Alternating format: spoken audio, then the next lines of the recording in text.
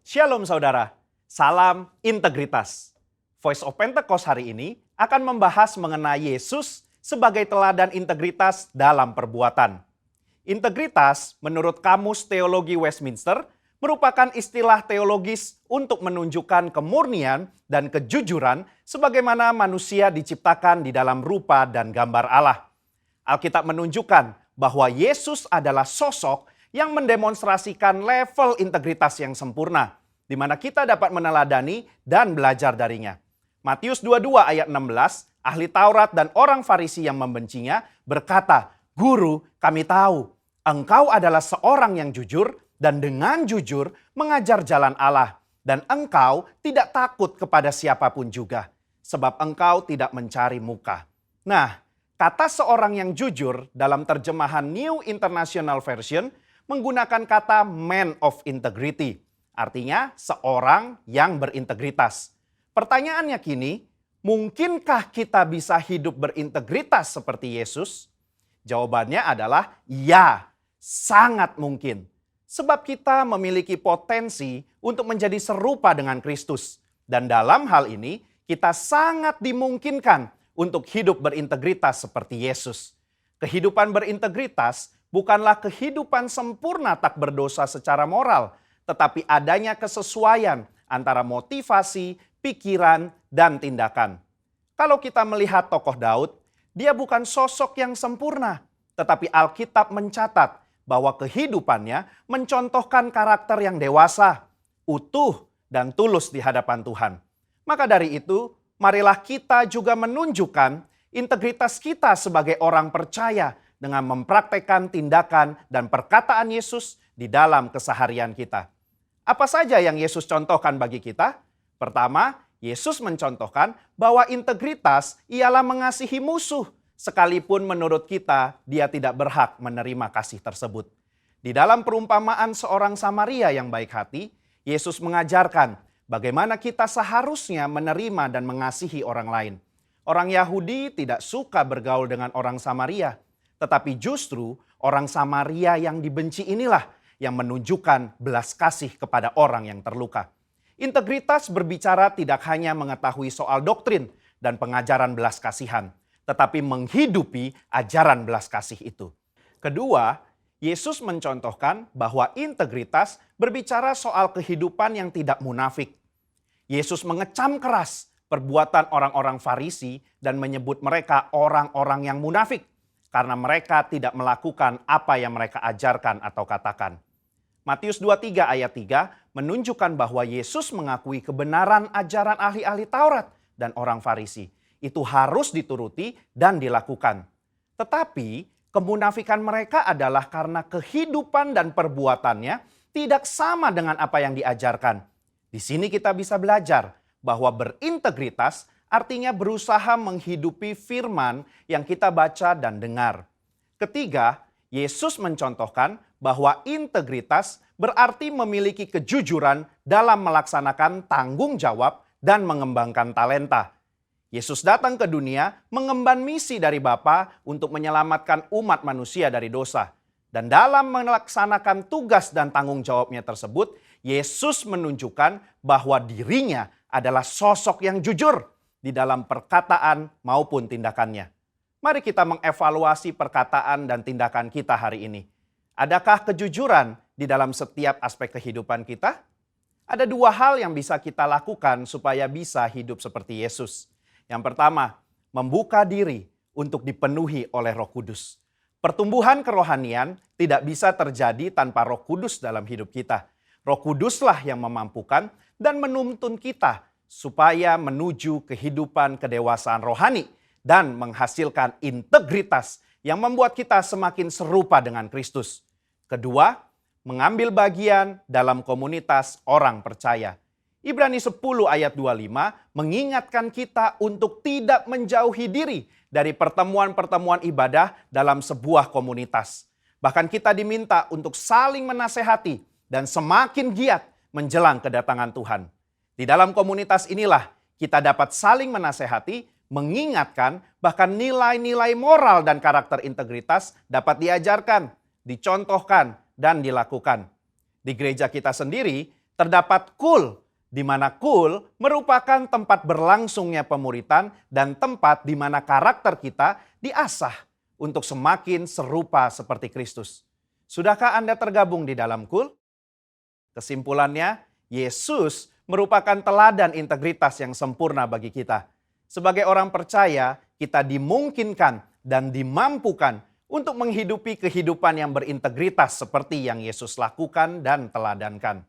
Dengan kemauan, usaha, dan latihan yang terus-menerus, diiringi dengan tuntunan Roh Kudus, maka kita akan mengalami kedewasaan rohani dan karakter kita akan semakin serupa dengan Kristus. Saya berdoa di tahun integritas ini, kita menjadi pribadi yang dewasa rohani, hidup berintegritas, dan menjadi berkat dimanapun kita berada bagi hormat dan kemuliaannya. Saudara, untuk penjelasan lebih lengkapnya dari tim teologi kami, jangan lupa buka link yang ada di atas atau scan QR Code yang tersedia. Tuhan Yesus memberkati.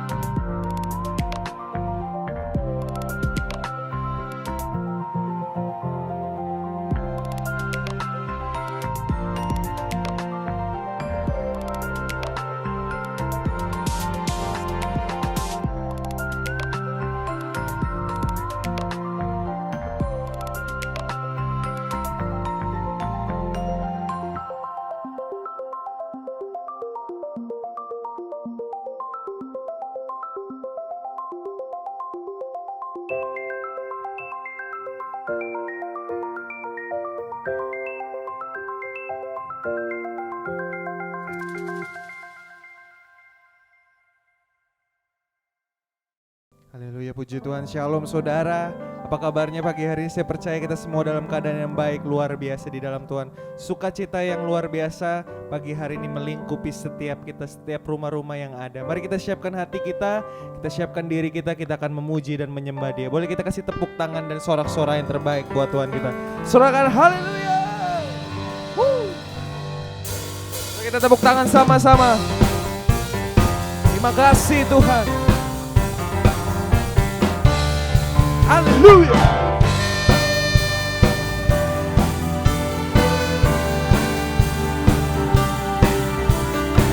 Mari jemaat Tuhan, pagi hari ini bersukacita.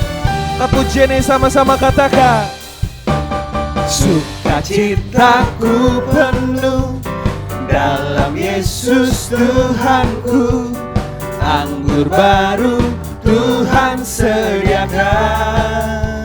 Katakan rahmatnya Dia limpahkan, selalu baru setiap hari. Oh, dalam Yesus ku kan bersuka. Sekali lagi katakan, sukacitaku penuh dalam Yesus Tuhanku. Anggur baru Tuhan curahkan. Kekuatan Dia limpahkan, selalu baru setiap hari. Oh, dalam Yesus ku kan bersuka. Mari puji Dia, angkat kedua tanganmu katakan. Puji Dia, tinggikan namanya.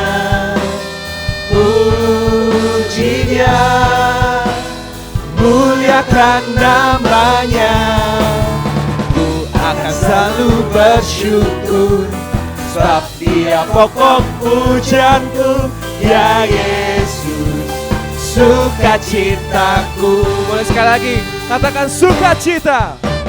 Sukacitaku penuh dalam Yesus Tuhan. Anggur baru Tuhan, anggur baru Tuhan curahkan. Kekuatan Dia limpahkan dalam kami. Kekuatan Dia limpahkan, selalu baru setiap hari. Oh, dalam Yesus ku kan bersuka. Tuhan. Mari katakan, puji Dia, oh, Puji Dia, amin. tinggikan namanya. Puji Dia, muliakan namanya. Katakan, ku akan selalu bersyukur, sebab Dia pokok pujianku. Ya Yesus, sukacita. Katakan, puji Dia, oh, Puji Dia, tinggikan namanya. Puji Dia, muliakan. sekali lagi katakan, puji Dia. Puji Dia, tinggikan namanya. Puji Dia, Sekali lagi, muliakan namanya. Puji Dia, tinggikan namanya. Puji Dia, muliakan namanya. Ku akan selalu bersyukur, sebab Dia pokok pujianku. Ya Yesus, sukacita. katakan, Dia Yesus. Ya Yesus, sukacita. Sekali lagi katakan,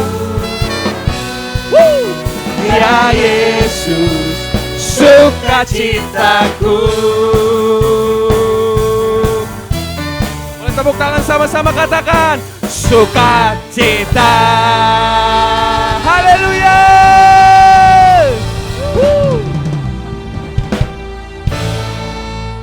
Pentakosta ketiga adalah pencurahan Roh Kudus yang dahsyat di zaman now, melebihi yang terjadi di Azusa Street. Pentakosta ketiga akan mengakibatkan penuaian jiwa yang terbesar dan yang terakhir sebelum Tuhan Yesus datang kembali. Pentakosta ketiga akan membangkitkan generasi Yeremia, yaitu anak-anak muda yang dipenuhi Roh Kudus, cinta mati-matian kepada Tuhan Yesus, tidak kompromi terhadap dosa, dan akan bergerak untuk memenangkan jiwa. Pentakosta ketiga lahir di Indonesia dan bergerak ke bangsa-bangsa. Gerakan ini dari timur ke barat dan akan kembali ke Yerusalem. Pentakosta ketiga akan memberikan kuasa untuk menyelesaikan amanat agung, dan setelah itu Tuhan Yesus datang kembali. Terima kasih Tuhan Yesus. Kami mau persiapkan diri kami Tuhan, persiapkan hati kami untuk menyembah-Mu Tuhan pagi hari ini. Sebab Engkau Allah kami yang layak kami sembah Tuhan. Tidak ada Allah lain yang layak kami sembah Tuhan selain Engkau Tuhan Yesus yang besar.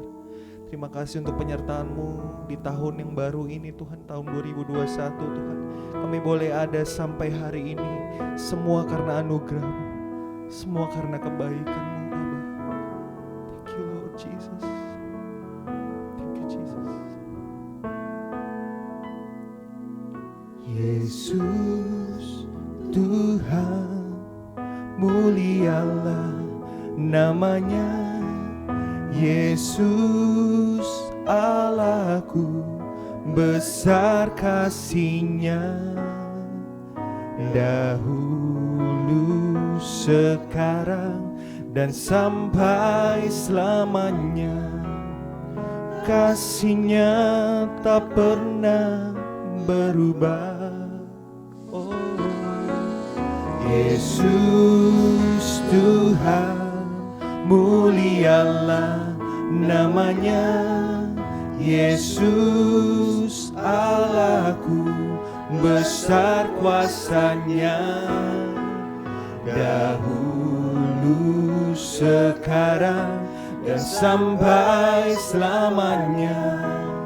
Kuasa-Nya tak pernah berubah. Dia sanggup, Yesus sanggup melakukan perkara yang besar. Dia sanggup, oh, Yesus sanggup memulihkan yang terluka, menyembuhkan yang menderita. Dia sanggup memulihkan hidupku. Mari lebih lagi jemaat Tuhan, katakan Yesus Tuhan. Yesus Tuhan, mulialah namanya. Yesus Allahku, besar kasih-Nya. Dahulu, sekarang, dan sampai selamanya. Kasih-Nya tak pernah berubah. Yesus Tuhan, mulialah namanya. Yesus Allahku, besar kuasa-Nya. Katakan dahulu, dahulu, sekarang, dan sampai selamanya. Kuasa-Nya tak pernah berubah. Dia sanggup, Yesus sanggup melakukan perkara yang besar. Dia sanggup, Yesus sanggup memulihkan yang terluka, menyembuhkan yang menderita. Dia sanggup memulihkan. Lebih lagi katakan Dia sanggup. Oh, Yesus sanggup melakukan perkara yang besar. Dia sanggup, Yesus sanggup memulihkan yang terluka, menyembuhkan yang menderita. Dia sanggup memulihkan. Biar musik menyembah Tuhan, katakan oh, ya ralaba ya syanda ya ralabo, kami menyembah-Mu. Biar Engkau yang kami sembah pagi ini Tuhan. Engkau yang sanggup memulihkan. Hanya Yesus. Uralaba ya ralaba ya ralaba. Jesus, Jesus.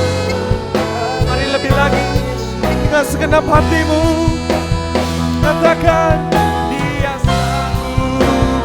Dia sanggup. Oh, Yesus sanggup melakukan perkara yang besar.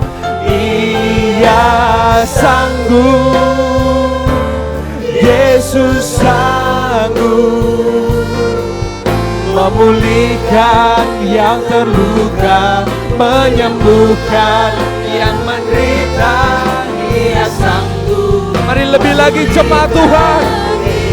Dia sanggup, Dia sanggup. Haleluya Tuhan. Engkau yang sanggup melakukan perkara yang besar. Dia sanggup. Oh, Yesus sanggup memulihkan yang terluka, menyembuhkan yang menderita. Dia sanggup memulihkan hidup. Dia sanggup memulihkan. Katakan dengan segenap hatimu, hanya Yesus yang sanggup. Dia sanggup memulihkan hidupku. Mari sembah Tuhan kita. Oh Yesus, Engkau yang sanggup memulihkan memulihkan setiap hati kami, setiap jiwa kami. Hanya Yesus.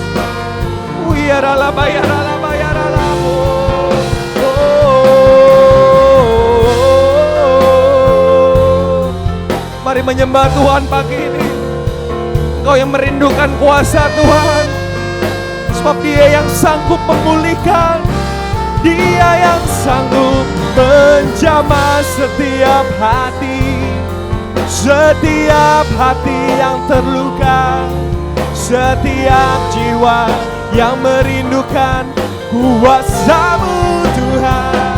Haleluya.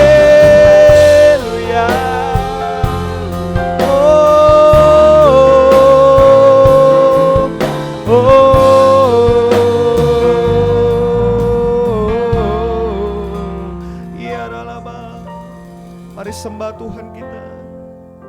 Kami kagum akan Engkau Tuhan Yesus pagi ini.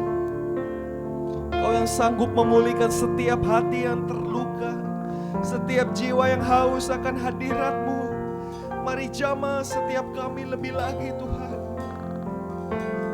Oralaba yaralaba, takaralaba yaralaba yaralaba yaralaba. Mari kita pujian ini.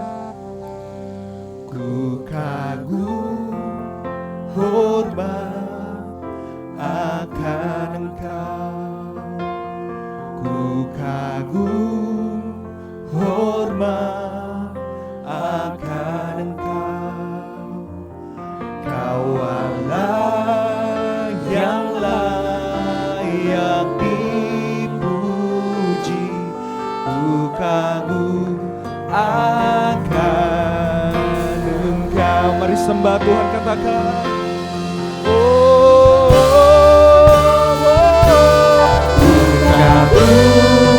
Hormat akan Engkau, kami kagum,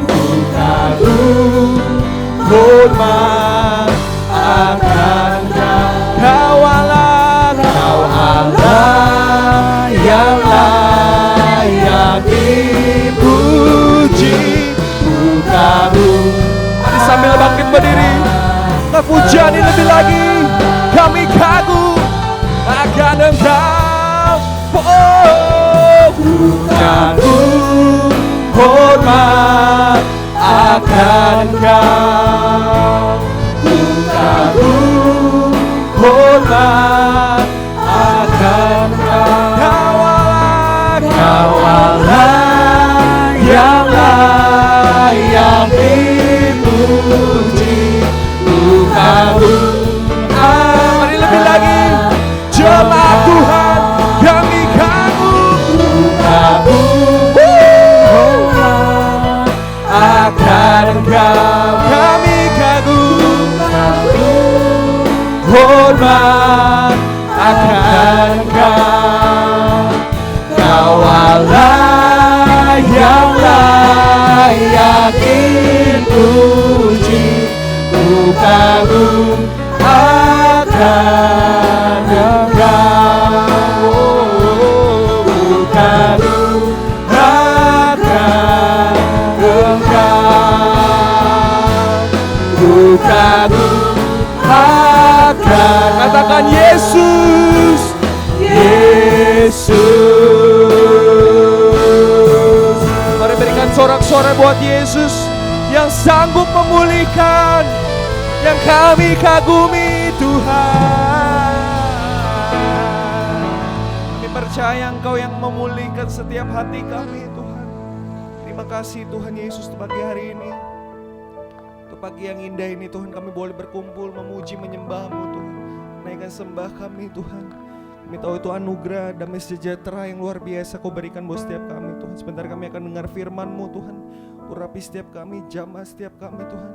Biar kami boleh duduk diam mendengarkan pesan-Mu Tuhan. Hanya dalam nama Tuhan Yesus. Mari kita percaya sama-sama, katakan amin.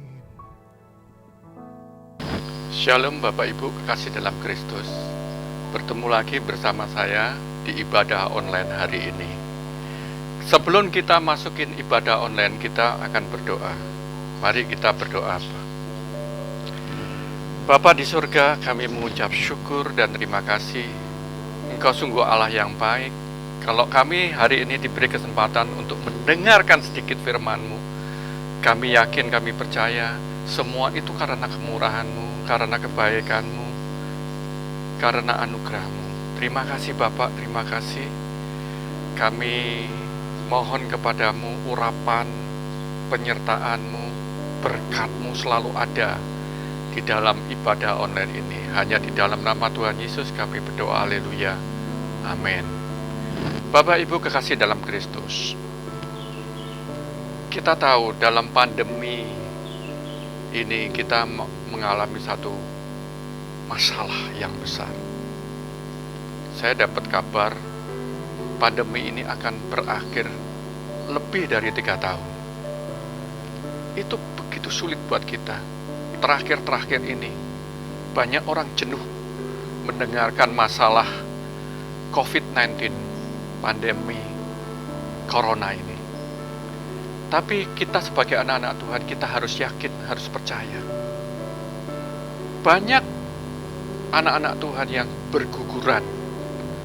Kemarin saya melihat di TV, di Blitar itu yang membikin peti mati, itu sampai kewalahan, sampai nggak keburu. Dan dia pernah bilang, seminggu pernah sebelum pandemi, seminggu nggak ada pesanan sebelum pandemi. Tapi setelah pandemi ini kewalahan, peti mati banyak dipesan untuk yang terkena COVID-19 ini. Kami yakin, kami percaya, kalau kita sebagai anak-anak Tuhan, ya, kita harus punya tujuan. Tujuan kita adalah bertemu dengan Tuhan. Bagaimana kita bisa bertemu dengan Tuhan? Yang pertama, kehidupan dan kematian itu tipis sekali. Tipis sekali. Kalau kita sudah bisa bertemu dengan Tuhan, hidup ini nggak ada artinya. Rasul Paulus mengatakan di Filipi 1 ayat 21, karena bagiku hidup adalah Kristus dan mati adalah keuntungan. Kenapa orang-orang Kristen menyebut mati adalah keuntungan? Karena apa?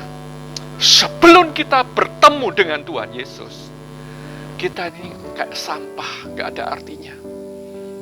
Nggak ada artinya.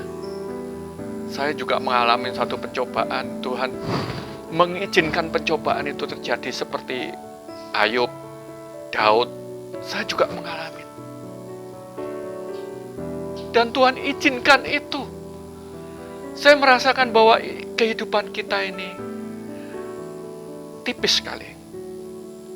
Tujuan kita ini adalah bumi baru, surga yang kekal, surga yang kekal. Kematian itu tipis sekali. Kalau kita sebentar lagi dipanggil Tuhan, kita nggak tahu. Atau besok, atau lusa, atau kapan.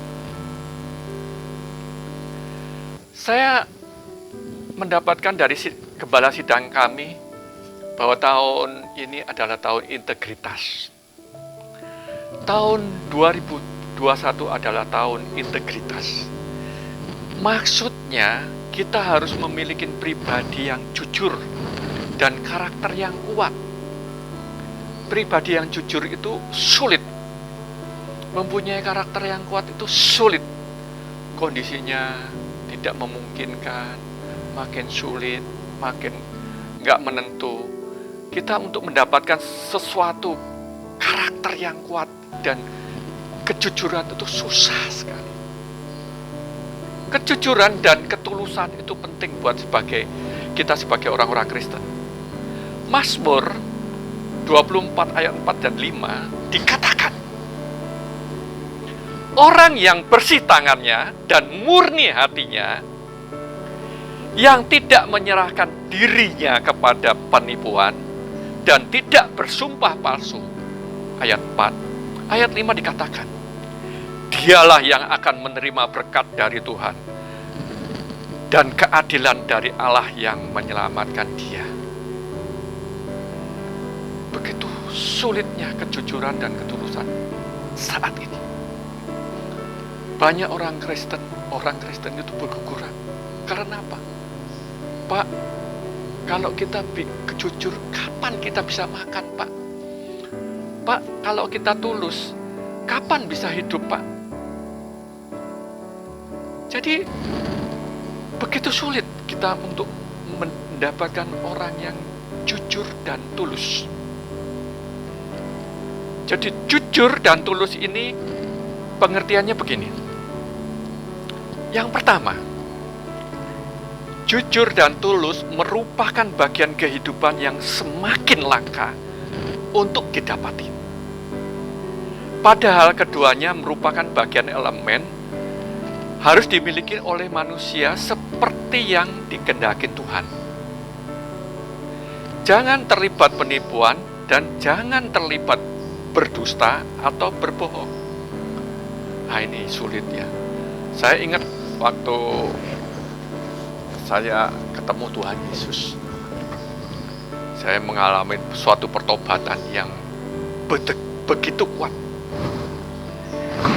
Saya dulu kalau di marketplace, saya dalam bekerja saya sering berbuat bohong.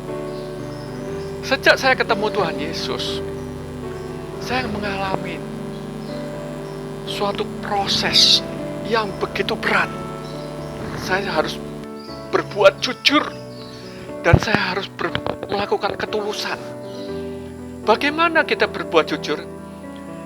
Banyak hal-hal, banyak masalah yang saya hadapin di dalam marketplace. Saya harus jujur. Sulit. Nggak mudah. Nggak gampang. Tapi saya harus lakukan. Dan sejak saya mengenal Tuhan Yesus, saya melayani pekerjaan Tuhan. Tuhan selalu menyertai saya, melindungi saya, memberkati saya. Jadi berkat itu tidak kemana-mana.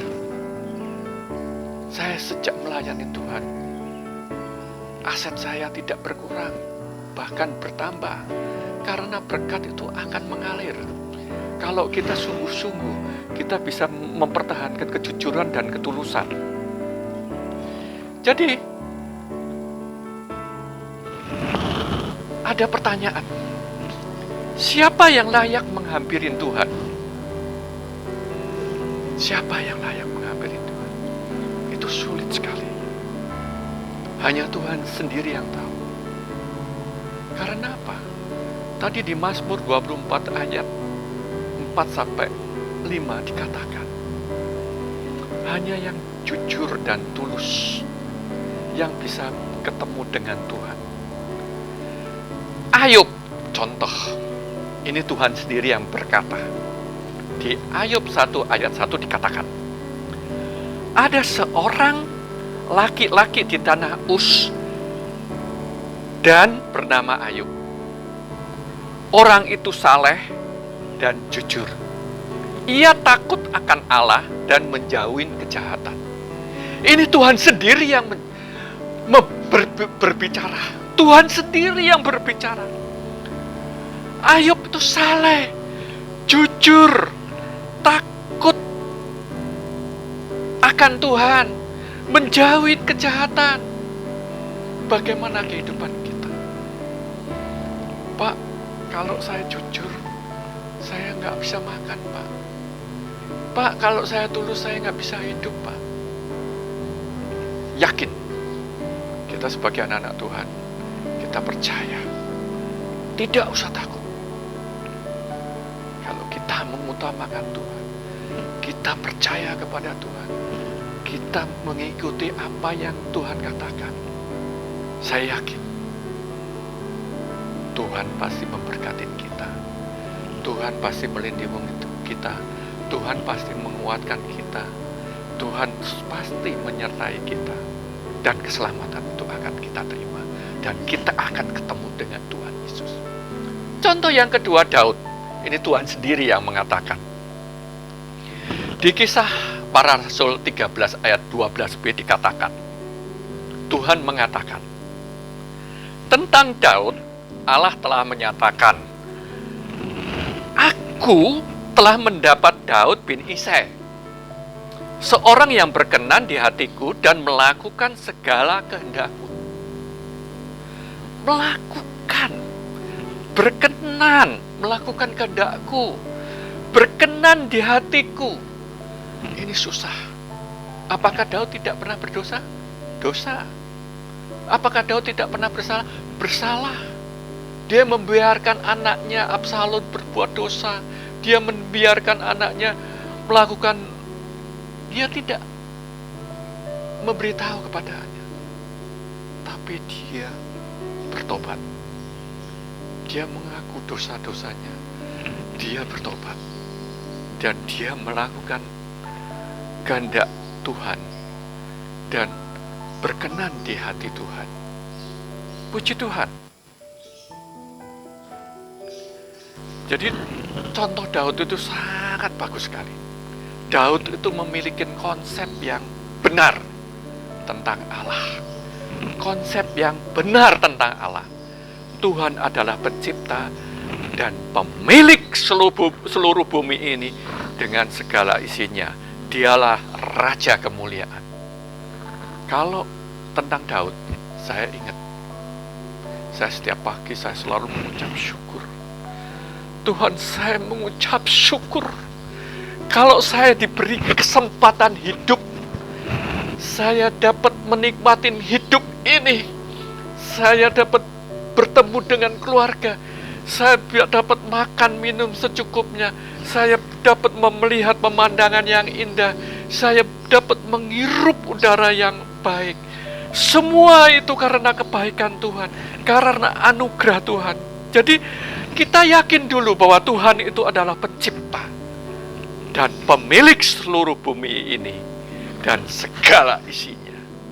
Dialah Raja kemuliaan kita. Itu konsep Daud yang benar tentang Allah.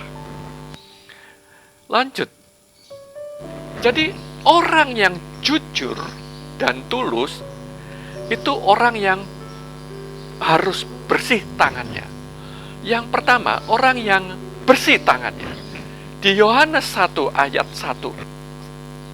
Yohanes pasal 1. Yohanes 1 pasal 1 ayat 9 dikatakan, bertobat dan mengaku dosa itu adalah yang terpenting. Jangan berbuat dosa, Dia akan mengampuni. Dia akan menyucikan kita dari segala kejahatan. Ini 1 Yohanes 1 ayat 9 dikatakan. Jadi orang yang bersih tangannya, kita harus bertobat dan mengaku dosa. Dan kita jangan berbuat lagi. Dia akan mengampuni. Dia akan menyucikan kita dari segala kejahatan. Dan Dia akan menguduskan kita. Dan berkat itu berlimpah-limpah. Amin. Yang kedua, adalah orang yang memiliki hati yang murni.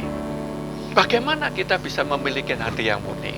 Amsal 4 ayat 23 dikatakan, jagalah hatimu dengan segala kewaspadaan, karena dari situlah terpancar kehidupan.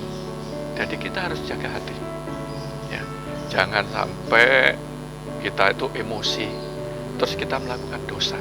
Hati itu sangat tipis sekali. Ya, sensitif.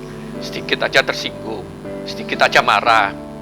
Tapi kita harus jaga atas segala kewaspadaan, karena disitulah terpancar kehidupan. Ya, kita nggak usah ngomong, tapi Tuhan tahu dan orang lain bisa melihat. Puji Tuhan. Yang berikutnya, yang ketiga adalah bersih tangannya. Maksudnya bersih, kita tidak menipu, tidak mencuri, tidak berbuat bohong.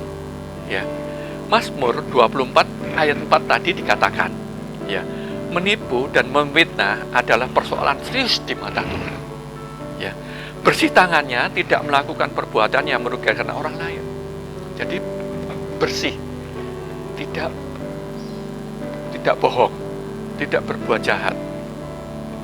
Jadi bersih tangannya tidak merugikan, ya, tidak merugikan orang lain, tidak menipu dan memfitnah. Itu penting. Itu ada 3 hal yang perlu kita perhatikan sebagai orang-orang Kristen. Yang pertama, orang yang bersih tangannya. Yang kedua, orang yang memiliki hatinya yang murni. Yang ketiga, bersih tangannya. Hari ini kita harus sungguh-sungguh menghadapi kejujuran ini dan ketulusannya, supaya kita dapat bertemu dengan Tuhan.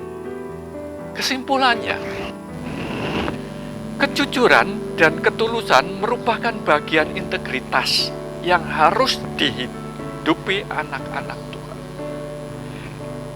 Yang kedua, tanpa kemurnian dalam kata dan perbuatan, tidak dapat kita mendekat Tuhan.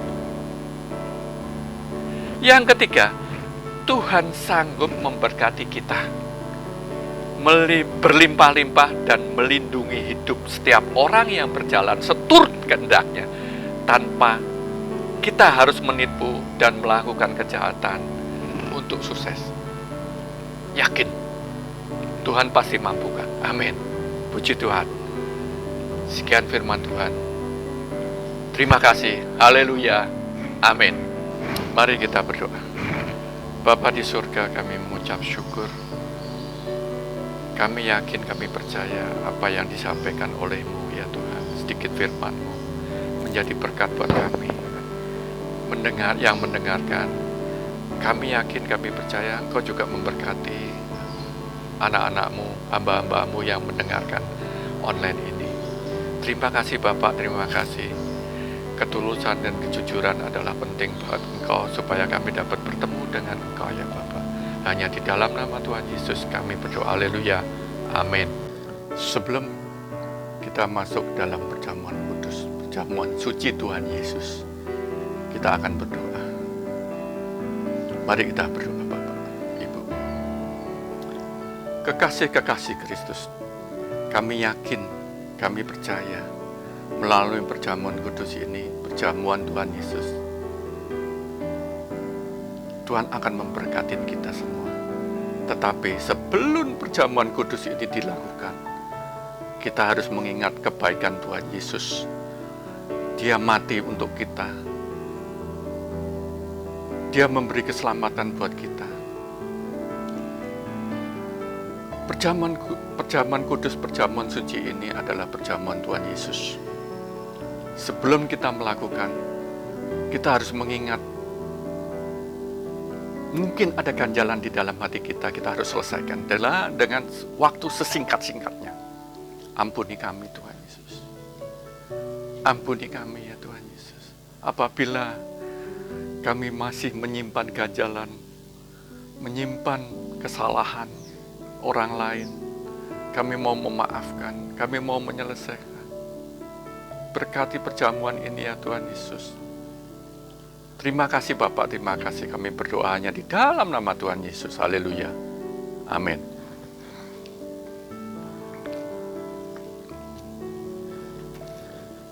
Bapak Ibu, mari kita angkat roti.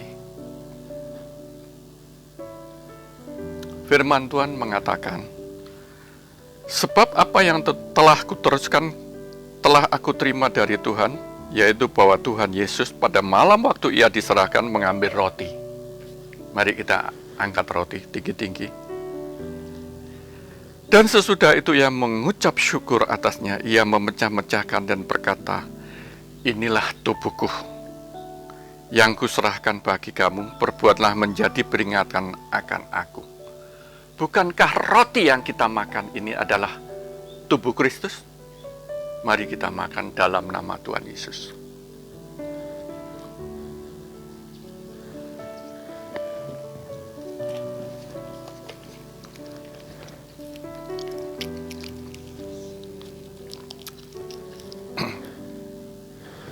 Mari kita angkat anggur tinggi-tinggi.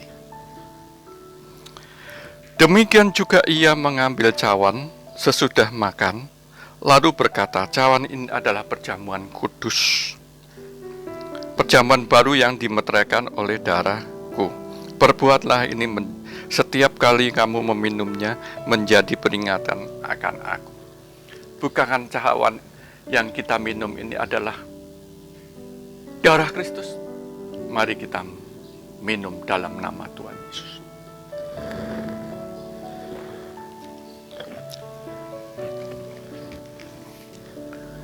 Mari kita sembah Dia, Bapak.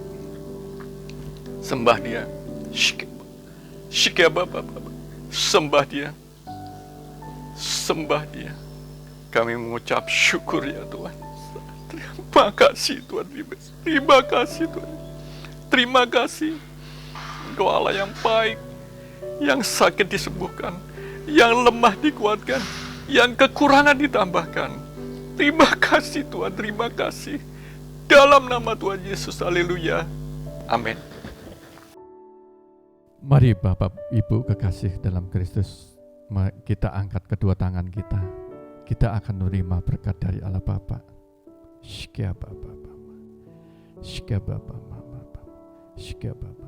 Kekasih-kekasih Kristus pulanglah membawa berkat damai sejahtera, berkat sukacita yang mengalir dari anaknya yang tunggal, yaitu Yesus Kristus. Persekutuan manis dengan Roh Kudus mulai dari hari ini sampai Tuhan Yesus datang menjemput kita di awan-awan yang permai. Mari yang percaya sama-sama katakan amin.